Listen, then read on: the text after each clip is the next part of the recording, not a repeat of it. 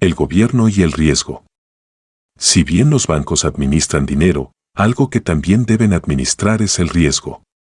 Los pánicos bancarios son solo uno de estos riesgos. Otorgar préstamos que luego no serán pagados es un riesgo más común, si bien menos espectacular. Ambos no solamente pueden infligir pérdidas financieras, sino que pueden hacerlo hasta el punto en que pueden destruir la institución en sí. Como ya ha sido indicado antes, el gobierno puede hacer cosas para aumentar o reducir estos riesgos.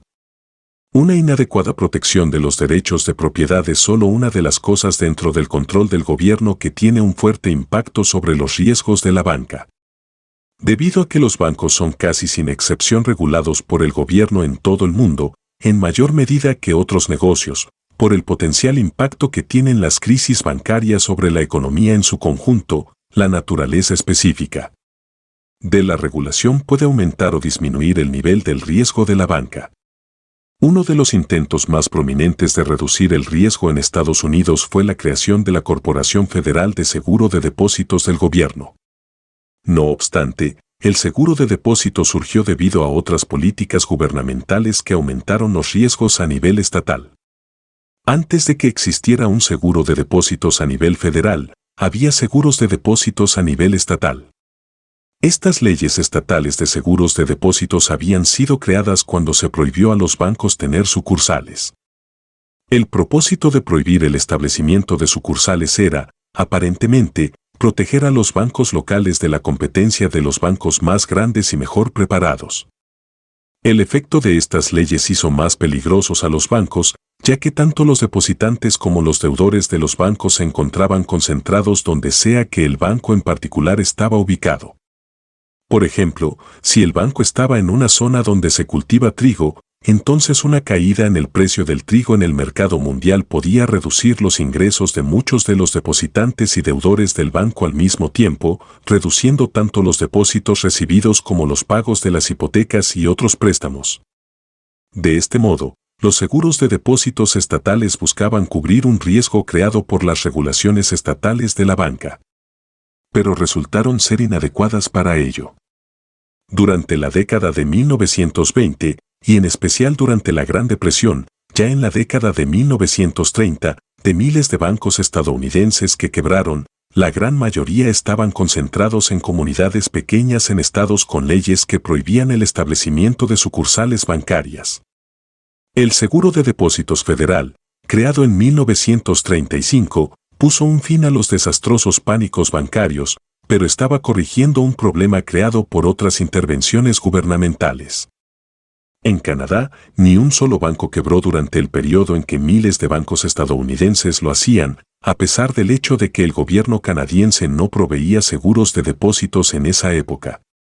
Canadá tenía 10 bancos con 3.000 sucursales de costa a costa. Esto distribuyó los riesgos entre varias regiones con diferentes condiciones económicas. Los grandes bancos estadounidenses con varias sucursales han quebrado en muy pocas ocasiones, incluso contando la Gran Depresión. El seguro de depósito puede crear riesgos de igual forma que los reduce.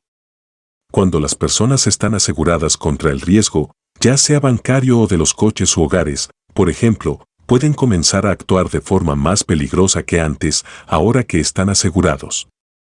Es decir, puede que aparquen su coche en un barrio más peligroso que al que lo llevarían si no estuviese asegurado contra vandalismo o robo. O puede que construyan una nueva casa en una zona más vulnerable a huracanes o incendios forestales, donde no vivirían si no tuviesen la protección financiera contra la destrucción de su casa. Las instituciones financieras tienen incluso más incentivos para actuar en forma más peligrosa tras haber sido aseguradas, ya que las inversiones más peligrosas son las que por lo general tienen tasas de rendimiento más altas. Las restricciones gubernamentales a las actividades de los bancos asegurados por la Corporación Federal de Seguro de Depósitos buscan minimizar estas inversiones de riesgo. Pero contener los riesgos no hace que los incentivos para el riesgo desaparezcan.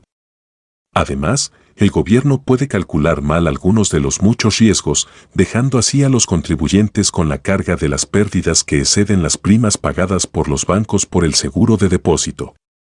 Al igual que en China, la India y otros países donde los funcionarios gubernamentales intervienen para dirigir los préstamos a los prestatarios favorecidos por el gobierno en vez de a aquellos prestatarios a quienes los administradores de un banco prestarían dinero en otras circunstancias, en Estados Unidos se creó una ley, la Community Reinvestment Act de 1977, que buscaba dirigir la inversión de comunidades de ingresos bajos y de individuos de ingresos bajos o moderados.